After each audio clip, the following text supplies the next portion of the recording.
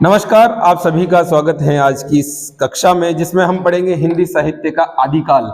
अब तक हमने जो कुछ पढ़ा है उसका कुछ घंटों में रिवीजन इस कक्षा में होगा, यानी कि सुपर फास्ट जैसे कि राजधानी ट्रेन होती है उसी तरीके से यह कक्षा दौड़ेगी और इस पूरी कक्षा के माध्यम से हम केवल और केवल हिंदी साहित्य के इतिहास को जानेंगे। हिंदी साहित्य का आदिकाल क्या है, कौन कवि हुए हैं, कैसे इतिहास बनता है, कैसे साहित्य बनता है, कैसे कैसे पूरा हिंदी साहित्य का इतिहास किसके द्वारा लिखा गया, ये इस कक्षा में आज हम जान पाएंगे।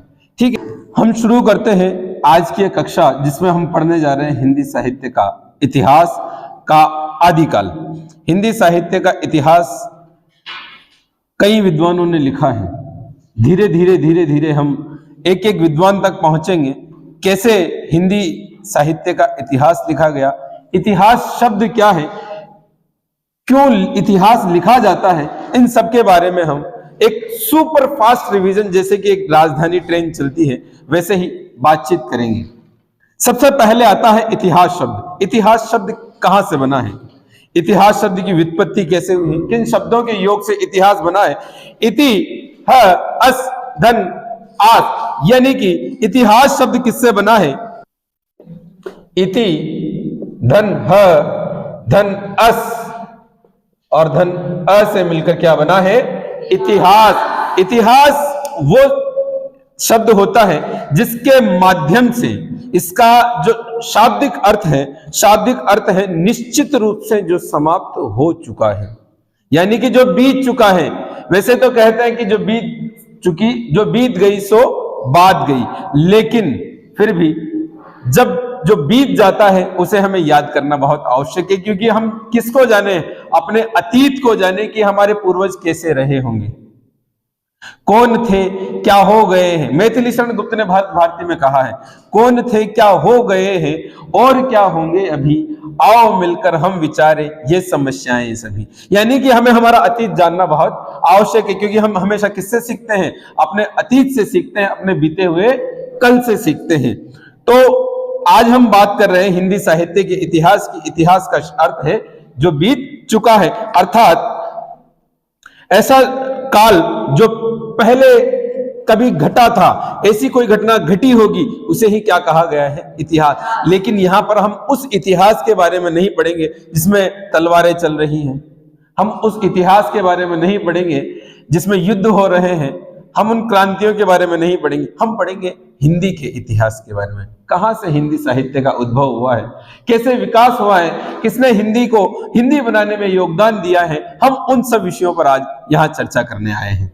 ठीक है, शब्दकोश के अनुसार इतिहास का अर्थ होता है ऐसा हुआ होगा, ऐसा हुआ था, यानी कि ऐसी जो घटनाएं घटी हैं उन्हें किसमें दर्ज कर लिया गया है, एक खाने में, एक कागज में दर्ज कर लिया गया है, लिख लिया गया है, और वो आज हमें पढ़ाया जा रहा है और हम उनसे जानकारी प्राप्त करते हैं, तो वो क्या है, हमारा इतिहास है।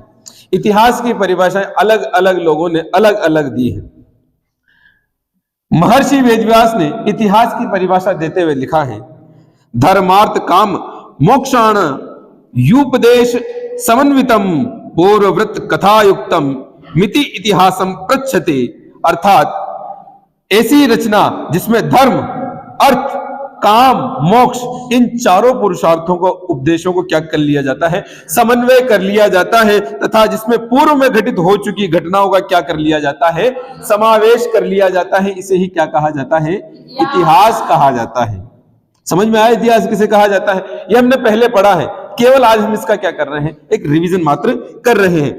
फिर एक विदेशी विद्वान आते हैं, एक फॉरेनर आते हैं, प्रोफेसर कार्लाइल अनुसार वो कहते हैं इतिहास एक ऐसा दर्शन है जो पूर्वजों के द्वारा शिक्षा प्रदान करता है। इतिहास क्या है, एक ऐसा दर्शन है जो किसके माध्यम से, पूर्वजों के द्वारा हमें क्या प्रदान करता है, शिक्षा प्रदान करता है, हमें एजुकेशन देता है, हमें यह बताता है कि ऐसी घटना घटी होगी हमारे भूतकाल में, हमारे पहले के समय में।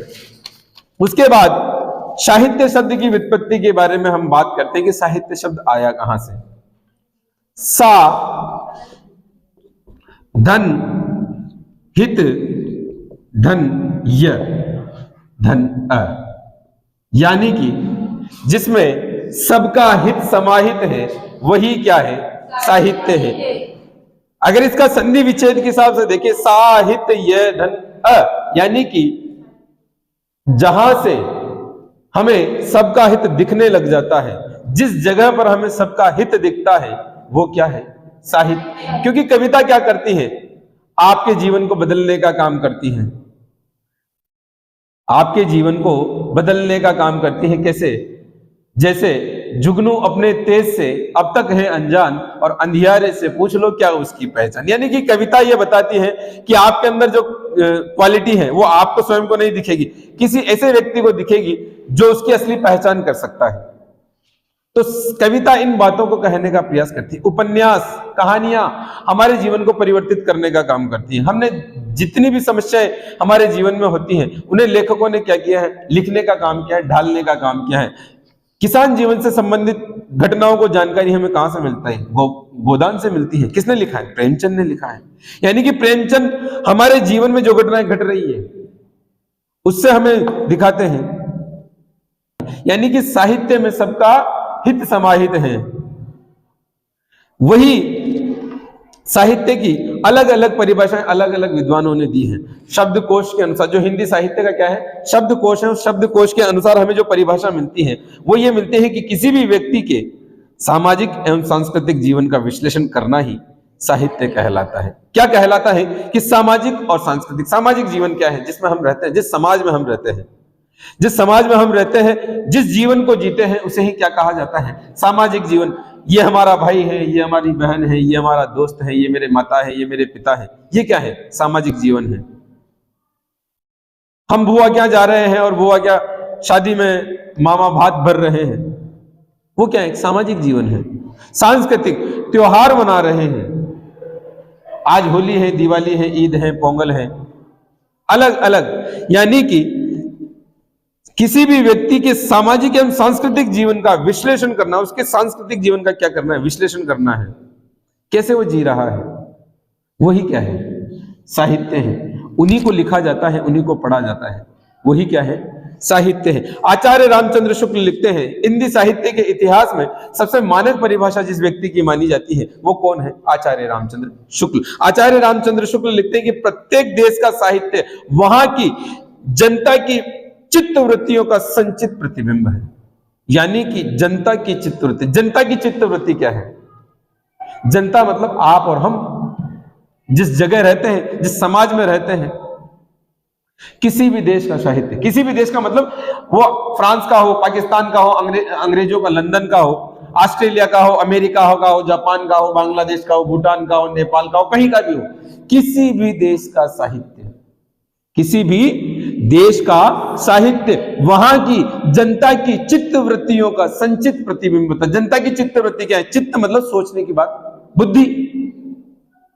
जनता की चित्त वृत्तियों का संचित प्रतिबिंब, उनकी दिमाग में जो जो चीजें चल रही है उनको संचित करके लिख दिया गया है, वही क्या है? उसका प्रतिबिंब जो निकल कर किताब पे, कॉपी पे आ जाता है, कागज पर आ जाता है, कलम के द्वारा एक कवि या एक साहित्यकार लिख देता है, वही क्या है? साहित्य है। किसने कहा ये? आचार्य रामचंद्र शुक्ल ने। वो कहते हैं कि तब ये निश्चित है कि इन चित्तवृत्तियों में जैसे जैसे परिवर्तन आता जाता है, जैसे जैसे समय निकलता जाएगा, जैसे जैसे हम आगे बढ़ते जाएंगे, क्या होता जाएगा? लोगों की चित्तवृत्तियों में भी वैसे वैसे साहित्य के स्वरूप में भी परिवर्तन आ जाए। क्योंकि जैसे जैसे चित्तवृत्ति बदलेगी, पहले के लोग बाजरे की, मक्के की रोटी खाते थे, आजकल वही रूप बर्गर और पिज्जा ने ले लिया है। जनता की चित्तवृत्तियां बदली हैं। वो भी मोटी रोटी है, वो भी मोटी रोटी है, उसको भी सेक के खाया जाता है, इसको भी सेक के खाया जाता है, लेकिन वो आपको 20, 25, 30 रुपए में मिल जाती है। इसके लिए आपको 150, 200, 300, 400, 500 रुपए पे करने पड़ते हैं। लोगों की सोच में बदल गया है। अब आजकल के बच्चे मक्के की रोटी में विश्वास नहीं करते हैं, उन्हें वो बर्गर और पिज्जा चाहिए। समय बदल गया है। यानी कि जनता की चित्तवृत्तियों में क्या आया है? बदलाव आया है। जैसे जैसे जनता की चित्तवृत्तियों में बदलाव आता जाता है, वैसे वैसे क्या होता चला जाता है? वहां के साहित्य में भी परिवर्तन होता चला जाता है। यही हमारे साहित्य में बदलाव का एक महत्वपूर्ण हिस्सा बनता है। पहले हम युद्धों की बात करते हैं, बाद में फिर प्रेम भक्ति की बात करते हैं, फिर प्रेम आ जाता है, और फिर आधुनिक, क्योंकि हम राष्ट्रीय चेतना में आ जाते हैं। हमारे देश में अंग्रेजों का और मुगलों का शासन हो जाता है, धीरे धीरे वो बदलता जाता है, और फिर हम क्या करते हैं, राष्ट्रीय चेतना की बात करने लग जाते हैं। फिर दिनकर आ जाते हैं, और दिनकर अपनी कविताओं में राष्ट्र जागरण की बात करते हैं। तो जनता की चित्तवृत्तियों के साथ साथ वहां के लोगों के भावों में भी परिवर्तन आता जाता है, और इस भावों में परिवर्तन होने के कारण वहां के साहित्य में क्या होता है, परिवर्तन आता चला जाता है। आदि से लेकर अंत तक इन्हीं चित्तवृत्तियों की परंपरा को परखते हुए साहित्य परंपरा के साथ उनका सामंजस्य बढ़ाना ही साहित्य का इतिहास कहलाता है। यानी कि वहां के लोगों के साथ समन्वय बिठाकर उस साहित्य को उन्हीं के अंदाज में रच देना ही क्या है, साहित्य का इतिहास लिख देना है। ठीक है। एक और विद्वान आते हैं, डॉक्टर नगेंद्र। डॉक्टर नगेंद्र कहते हैं कि साहित्य का इतिहास बदलती हुई अभिरुचियों एवं संवेदनाओं का इतिहास होता है। आचार्य रामचंद्र शुक्ल की बात को ही इन्होंने एक अलग ढंग से कहा है। जो उन्होंने बाद में बात कही उसी को बदल दिया है थोड़ा सा। उन्होंने क्या कह दिया, साहित्य का इतिहास, इतिहास नहीं, किसके बारे में कह रहे हैं, साहित्य के इतिहास के बारे में बात कर रहे हैं। साहित्य के इतिहास में हम लिखते हैं जनता की अभिवृत्तियों को, अभिरुचियों को। किसको लिखते हैं, अभिवृत्तियों को और अभिरुचियों को। तो साहित्य का इतिहास बदलती हुई अभिरुचियों एवं संवेदनाओं को, जैसे जैसे संवेदना बदलती जाती है। पहले किसी व्यक्ति के गांव में चोट लग जाती थी या लग जाता था तो पूरा गांव उससे मिलने जाता, अरे यार उसके घर में उसके चोट लग गई, वो गिर गया या उसका एक्सीडेंट हो गया, मिलकर आते थे। लेकिन अब क्या होता है, नहीं जाते हैं। शहरों में आप चले जाओ, पड़ोसी को पड़ोसी से मतलब नहीं है। ठीक है, गांवों में भी नहीं है। आप अपने कस्बे में चले जाइए, जिस कस्बे में आप रहते हैं, गांव में है बच्चों, पर अब बदल गया है माहौल। पहले जैसा माहौल अब नहीं रहा है। हर गांव में वो परिस्थितियां नहीं रही है, क्योंकि कई गांवों ने शहरों की शक्लें ओढ़ ली हैं। क्योंकि लोगों में परिवर्तन तो संसार का नियम है ना, परिवर्तन तो होता रहा है ना। पहले संयुक्त परिवार हुआ करते थे, आजकल एकल परिवार हो गए हैं। एकल परिवार की अवधारणा हमारे समाज में आ गई है। परिवर्तन नहीं हुआ है क्या, हुआ है ना। तो परिवर्तन संसार का नियम है। जैसे जैसे परिवर्तन होता चला जाता है, जैसे जैसे परिवर्तन होता चला जाता है, संवेदनाएं बदलती हैं, अभिरुचियां बदलती हैं। पहले आदमी की इच्छा थी कि मैं इतना तो कमा लूं कि अपने घर परिवार को चला लूं। उसके बाद लोगों की आवश्यकता बदली कि मेरे घर में एक साइकिल तो होनी चाहिए। फिर लोगों की आवश्यकता बदली कि मेरे घर में टीवी और एक मोटरसाइकिल होनी चाहिए। और अब स्टेटस सिंबल हो गया है कि हर गरीब के घर में बाइक तो होना कंपलसरी है। उसके बाद अगर वो थोड़ा सा अफोर्ड कर सकता है तो कार ले आएगा, और कार अब स्टेटस सिंबल हो गया है। जिसके घर में कार है वो बड़ा आदमी है। अब हर घर के बाहर आपको एक 4 पहिए की गाड़ी मिलती है लगभग। तो ये चीजें बदलती जा रही है, ये परिवर्तन है। जैसे जैसे समय बदलता जाता है वैसे वैसे क्या बदलती जाती है, जनता की चित्तवृत्तियां, अभिरुचियां बदलती जाती हैं, उनकी संवेदनाएं बदलती जाती हैं। पहले लड़कियां शर्माती थी, घर में कोई आ जाता था, आजकल शर्माती नहीं है। अब तो ऊंचो थोपड़ो करे। तो मतलब ये परिवर्तन आया है। ये परिवर्तन कब आया है, देखते देखते संवेदनाएं बदल गई हैं। पहले आते ही पहले की लड़कियां, मतलब आप आज से 20 साल 25 साल पहले की बात करें तो पहले जो लड़कियां थी, 25 साल पहले जो लड़कियां हुआ करती थी, आज वो महिलाएं हैं। जो लड़कियां हुआ करती थी आज से 25 साल पहले, वो ऊपर एक चोली पहनती थी, यानी कि ब्लाउज पहनती थी, और नीचे एक पेटीकोट पहनकर ऊपर से दुपट्टा डाल लेती थी। अब आजकल लड़कियां जींस पहनती हैं। संवेदनाएं बदली नहीं बदली, समय बदला या नहीं बदला है? पहले एक स्वेटर से 3 सर्दियां 4 सर्दियां निकलती थी, अब एक सर्दी के लिए कम से कम 5 स्वेटर चाहिए होते हैं। समय बदल रहा है, सब बदलता है। तो जैसे जैसे समय बदलता जाता है वैसे वैसे सब कुछ बदलता जाता है। अभिरुचियां बदलती जाती हैं, संवेदनाएं बदलती जाती हैं। गलत कह रहा हूं? यही होता है, यही हो रहा है, और यही होगा आने वाले समय में। और इसी से क्या रचा जाता है, साहित्य रचा जाता है। और साहित्य का इतिहास भी इन्हीं बदलती हुई अभिरुचियों और संवेदनाओं के साथ लिखा जाता है। ये कौन कह रहे हैं? डॉक्टर नगेंद्र। वो कहते हैं कि साहित्य का इतिहास बदलती हुई अभिरुचियों एवं संवेदनाओं का इतिहास होता है, जिसका मुख्य संबंध आर्थिक एवं चिंतनात्मक परिवर्तन से माना जाता है।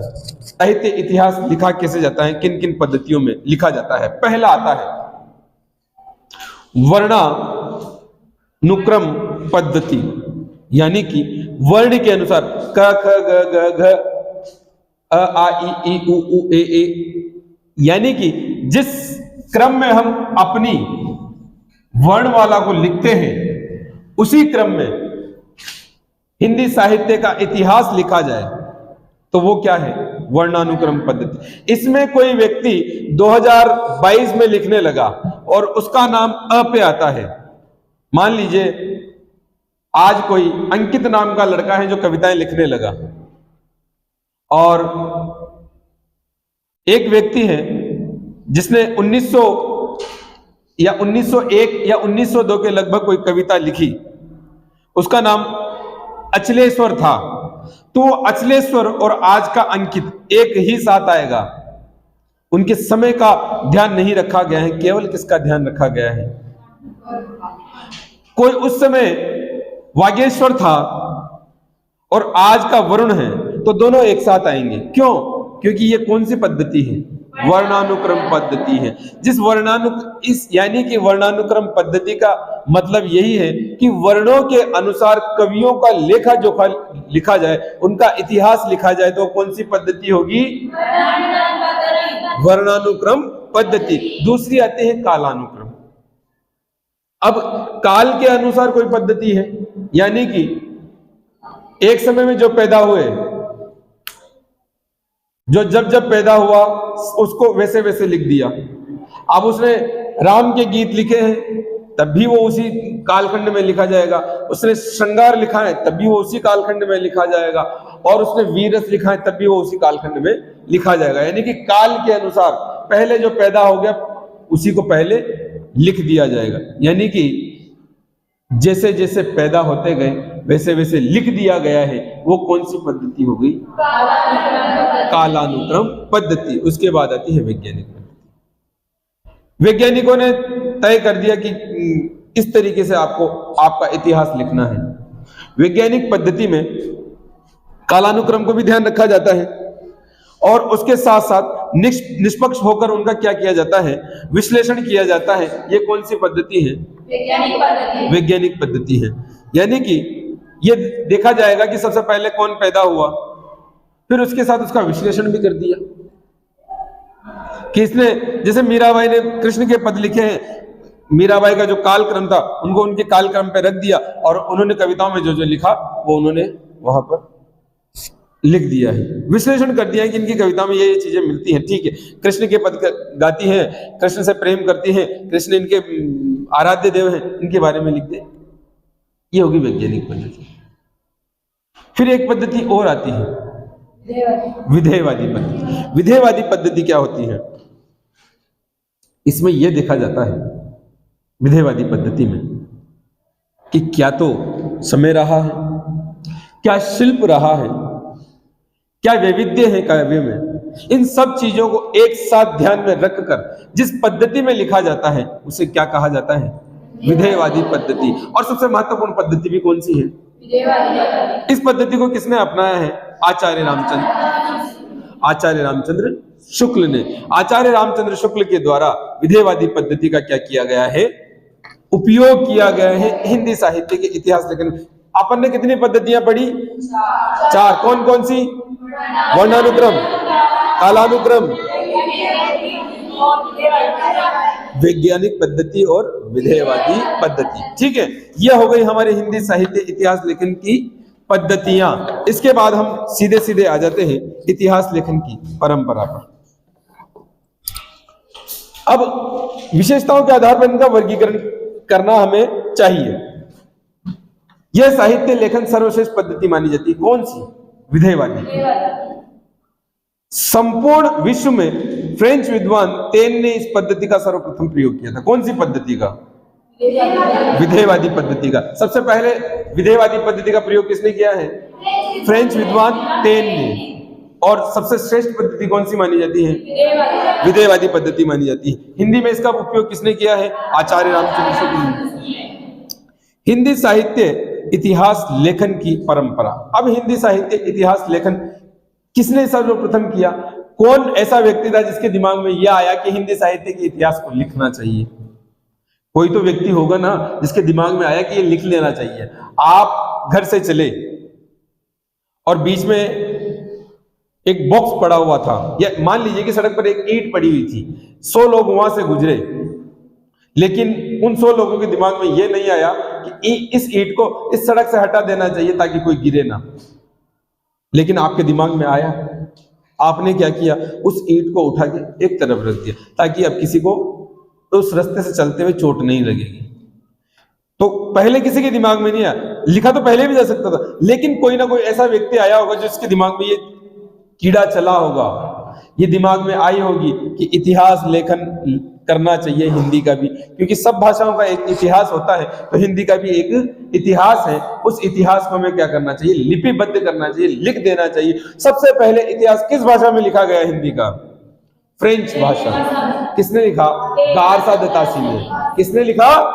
गारसा द तासी ने। कौन सी पुस्तक थी उनकी? इस्तवार द लो लिटरेचर हिंदुस्तानी। किसने लिखी? किस भाषा में लिखी? फ्रेंच भाषा में लिखी। और फिर उसको उन्होंने कौन सी पद्धति का उसमें उपयोग किया था? उन्होंने वर्णानुक्रम पद्धति का, यानी कि वर्ण माला के अनुसार उन्होंने कवियों का बायोडाटा, यानी कि कवियों की जो जानकारी थी वो उन्होंने किसके माध्यम से लिखी? किस माध्यम से लिखी? वर्णानुक्रम पद्धति के माध्यम से। ठीक है, तो हिंदी साहित्य इतिहास लेखन का आरंभिक स्वरूप, हिंदी साहित्य के इतिहास लेखन का वास्तविक शुरुआत 1839 ईस्वी से हुई मानी जाती है, परंतु इससे पहले भी अनेक ऐसी रचनाएं प्राप्त होती हैं जिससे हिंदी साहित्य का इतिहास कुछ लक्षण हमें देखे जा सकते हैं। 1839 से तो हमें यह देखने को मिलता है कि हिंदी साहित्य का इतिहास लिखना शुरू हो गया है, लेकिन उसके पहले भी एक परंपरा है जिसमें हमें यह देखने को मिल जाता है कि हिंदी साहित्य के कवियों के बारे में लिखा गया है, उनकी जानकारियां मिलती। अन्यथा तो हमें कैसे ये पता लगता कि हमारे कवि कौन हुए हैं, किसने हमारे पहले कविताएं लिखी हैं, कौन कौन विद्वान हुए हैं जिन्होंने साहित्य रचा है। यानी कि एक परंपरा तो पहले भी रही होगी, लेकिन वो खंड खंड में विभक्त थी। उनके पास ये सिस्टम नहीं था, उनके पास सांचा नहीं था कि ईंट कैसे बनाई जाए, उनके पास ये सांचा नहीं था कि ये टेडी बियर कैसे बनाया जाए। उन्हें पता था कि गुड्डा होना चाहिए। वो पहले एक बीच में डंडी लगाई, उसके आसपास कपड़ा लपेटा, एक डंडी खड़ी लगाई, उसके कपड़ा लपेटा और ऊपर गोल करके उसमें वो भर के और एक गुड्डी बना दी जाती थी। लेकिन उनके पास एक फ्रेमवर्क नहीं था कि एक अच्छा सुंदर दिखने वाला टेडी बियर कैसे बनाया जाए। बाद में एक विद्वान आया जिसको वो बनाने का तरीका मालूम था, तो उसने क्या किया, उस एक टेडी बियर जैसा एक गुड्डा बनाया, टेडी बियर जैसा एक गुड्डा बनाया। बाद में उसके पहले भी गुड़िया बनाने की परंपरा तो रही होगी ना, बच्चों को खिलाने के लिए कुछ ना कुछ तो, क्योंकि आज पहली बार गुड़िया थोड़ी बनाई जा रही है, गुड़िया तो पहले भी बनाई जाती होगी, लेकिन उसका तरीका लग रहा हो। वैसे ही हिंदी साहित्य इतिहास लेखन हो सकता है कि 1839 से प्रारंभ हुआ हो लिखना, लेकिन उसके पहले भी एक परंपरा रही होगी, निश्चित तौर पर रही होगी। वो कौन सी परंपरा थी उसको हम जानेंगे। सबसे पहले 84 वैष्णवन की वार्ता लिखते हैं कौन? गोस्वामी गोकुलनाथ। कौन? गोस्वामी गोकुलनाथ। और उसके बाद उन्होंने एक और वार्ता लिखी, 252 वैष्णवन की वार्ता। यानी कि सबसे पहले तो उन्होंने लिखी 84, यानी कि 84 वैष्णव संत थे, उन्होंने जो साहित्य रचा है उसको किसने लिपिबद्ध कर दिया है?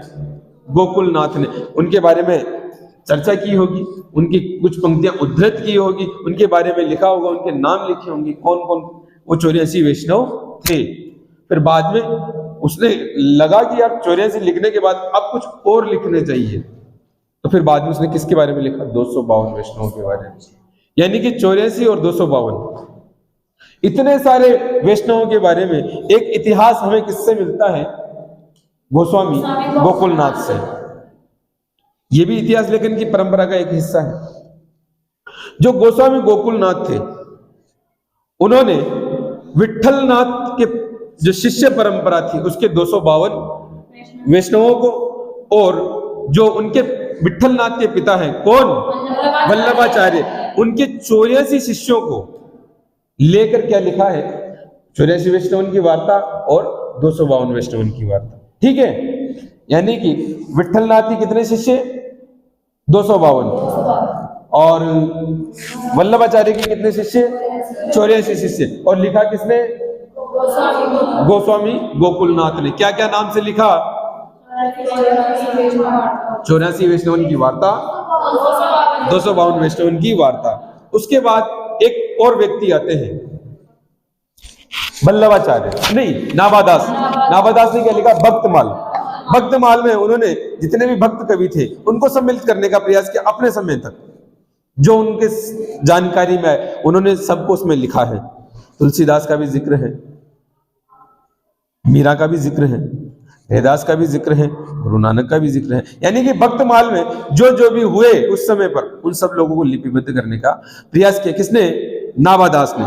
उसके बाद आते हैं वल्लभ दिग्विजय, एक ग्रंथ का नाम है, ये किसने लिखा, यदुनाथ ने। उसके बाद कालिदास हजारा, ये लिखा है कालिदास त्रिवेदी ने। उसके बाद आता है कविमाला, ये लिखा है हरि राय ने, इनको तुलसी भी कहा जाता है। फिर आता है सुंदरी तिलक, ये किसने लिखा, हरिश्चंद्र ने लिखा है।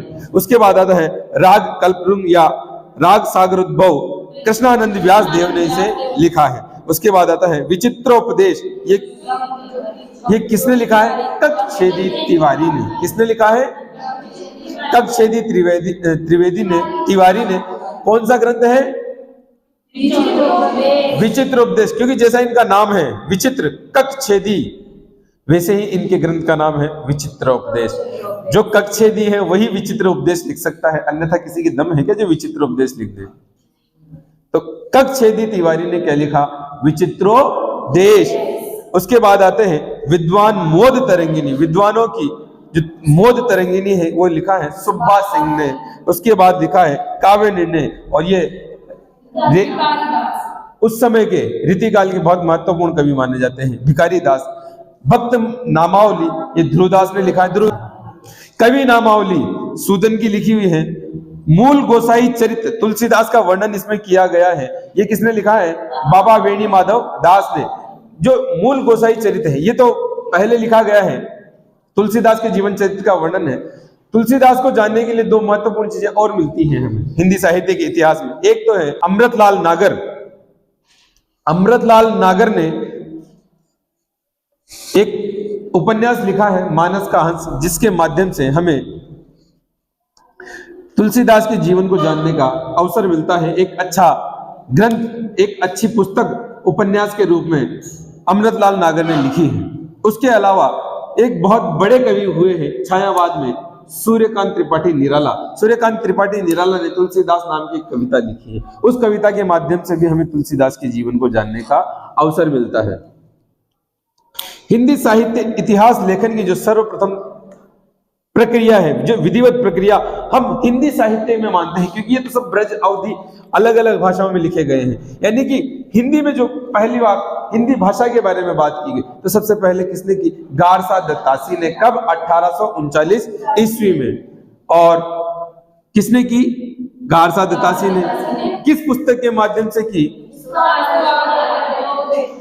इस्तवार द लॉ लिटरेचर हिंदुस्तानी। ठीक है, तो हिंदी साहित्य का जो इतिहास है उसको आरंभिक जो 5 लेखक हैं जिन्होंने सबसे पहले हिंदी साहित्य इतिहास लिखने का काम किया है, उनमें सर्वप्रथम नाम आता है गारसा दत्तासी का। उन्होंने 1839 ईस्वी में फ्रेंच भाषा में हिंदी साहित्य का इतिहास पहली बार लिखा। कौन सी भाषा में लिखा गया हिंदी साहित्य? अब आप देखो कि हमारा इतिहास हिंदी में नहीं लिखा गया है। सबसे पहले किस में लिखा गया? फ्रेंच भाषा में। फ्रेंच भाषा में हमारा इतिहास लिखा गया और किसने लिखा? गारसा दत्तासी ने लिखा। उसके बाद सर्वप्रथम जो इतिहासकार, जो भारतीय इतिहासकार, जो पहला भारतीय व्यक्ति था उस कौन था? शिव सिंह सेंगर। इन्होंने 1883 ईस्वी में हिंदी में पहली बार हिंदी साहित्य का इतिहास लिखा। उसके बाद आते हैं जॉर्ज ग्रियर्सन, इसे सच्चे अर्थों में इतिहास कहा जाता है हिंदी का। ये भी विदेशी विद्वान थे, लेकिन इन्होंने इसे अंग्रेजी भाषा में लिखा। और कब लिखा? 1888 में। कब लिखा? 1888 में। उसके बाद एक परंपरागत इतिहासकार के रूप में मिश्र बंधु आते हैं और उन्होंने एक ग्रंथ लिखा, मिश्र बंधु विनोद, 1913 ईस्वी में। और ये किस भाषा में लिखा गया? हिंदी भाषा में। यानी कि हिंदी भाषा में अब तक केवल 2 इतिहास ग्रंथ लिखे गए। पहला लिखा गया शिव सेंगर के द्वारा, शिव सिंह सरोज, और दूसरा लिखा गया मिश्र बंधुओं के द्वारा, मिश्र बंधु विनोद। उसके बाद 5वें नंबर पर जो आता है वो है सबसे महत्वपूर्ण और सबसे चिर परिचित इतिहास ग्रंथ, जिसे हम हिंदी साहित्य के इतिहास के नाम से जानते हैं। और वो लिखा किसने है? आचार्य रामचंद्र शुक्ल ने। 1929 में आचार्य रामचंद्र शुक्ल के द्वारा इतिहास लिखा गया है, हिंदी साहित्य का, हिंदी साहित्य के इतिहास नाम से। और कब लिखा गया? 1929 में। अन्य 5 लेखक इनके अलावा हैं। उनमें पहला नाम है डॉक्टर रमाशंकर शुक्ल रसाल, 1931 में इन्होंने अपना ग्रंथ लिखा। फिर डॉक्टर रामकुमार वर्मा 1938 में, हजारी प्रसाद द्विवेदी 1952 में, डॉक्टर गणपति चंद्र गुप्त 1965 में और डॉक्टर नगेंद्र 1973 में। सबसे पहला नाम आता है गारसा द तासी। गारसा द तासी ने हिंदी साहित्य इतिहास लेखन का सर्वप्रथम काम किया और फ्रेंच भाषा में हिंदी साहित्य का वर्णानुक्रम पद्धति में पहली बार इतिहास लेखन कार्य किया है। इनकी पुस्तक का नाम है इस्तवार द लॉ लिटरेचर एंड हिंदुस्तानी। इस्तवार का मतलब होता है इतिहास, लिटरेचर का मतलब होता है लिटरेचर यानी कि साहित्य, हिंदुई का मतलब होता है हिंदुओं के द्वारा बोली जाने वाली भाषा, और हिंदुस्तानी का अर्थ होता है मुसलमानों के द्वारा बोली जाने वाली उर्दू मिश्रित हिंदी भाषा। इसका प्रकाशक है oriental translation committee of Ireland. कहां से प्रकाशित हुई? Oriental translation committee of Ireland. प्रकाशन वर्ष, सबसे पहले इसका जो प्रथम संस्करण प्रकाशित हुआ, यह प्रथम 2 भागों में प्रकाशित हुआ। पहला 1839 में और दूसरा है 1847 में। द्वितीय संस्करण 3 भागों में प्रकाशित हुआ। प्रथम 1870 में, द्वितीय 1870 में और तृतीय 1871 में। ठीक है, यानी कि जो फ्रेंच विद्वान गारसा द तासी का जो हिंदी साहित्य का प्रथम इतिहास है इस्तवार द लॉ लिटरेचर एंड हिंदुस्तानी, यह सर्वप्रथम कितने भागों में प्रकाशित हुआ? 2 भागों में। पहला भाग 1839 में, दूसरा 1847 में। द्वितीय संस्करण इसका जब प्रकाशित हुआ तो द्वितीय संस्करण का प्रथम भाग 1870 में, दूसरा भी 1870 में और तीसरा 1871 में प्रकाशित हुआ। अब इसकी जो प्रमुख विशेषताएं हैं वो देख लेते हैं, क्या क्या प्रमुख विशेषताएं इसके अंदर है। यह रचना मूलतः फ्रेंच भाषा में लिखी गई। 1848 में दिल्ली के एक मौलवी करीमुद्दीन ने अपने गुरु F.A. फैलन के सहयोग से इस रचना का तज़किरा-ई-शूरा नाम से उर्दू भाषा में अनुवाद किया है। किस भाषा से? फ्रेंच भाषा से उर्दू भाषा में मौलवी करीमुद्दीन ने इसका अनुवाद किया है तज़किरा-ई-शूरा। किराई-शूराई हिंदी, तज़किरा-ई-शूरा भी मिलता है, तज़किरा-ई-शूराई हिंदी भी मिलता है, दोनों नाम इसके मिलते हैं। और किसने इसका अनुवाद किया है? मौलवी करीमुद्दीन ने। किस भाषा से? फ्रेंच भाषा से। और किस में अनुवाद किया है? उर्दू भाषा में। किसने किया है? मौलवी करीमुद्दीन ने। उसके बाद आता है 1953 में, यानी कि 1848 के बाद सीधे 1953 में, लगभग 105 साल बाद एक और विद्वान आते हैं, डॉक्टर लक्ष्मी सागर वार्ष्णेय। डॉक्टर लक्ष्मी सागर वार्ष्णेय ने इसका हिंदुस्तानी अकेडमी इलाहाबाद के माध्यम से हिंदुई साहित्य के इतिहास नाम से इसका क्या किया है? हिंदी में अनुवाद किया है। किसने किया है? डॉक्टर लक्ष्मी सागर वार्ष्णेय ने। कब किया? 1953 में। किस नाम से? हिंदुई साहित्य का इतिहास। और किसने करवाया है? हिंदुस्तानी अकेडमी इलाहाबाद ने। किसने करवाया? हिंदुस्तानी अकेडमी इलाहाबाद ने। किस नाम से कराया? हिंदुई साहित्य का इतिहास। किसने अनुवाद किया? डॉक्टर लक्ष्मी सागर वार्ष्णेय ने। किस भाषा में किया? हिंदी में किया। और किस भाषा से किया?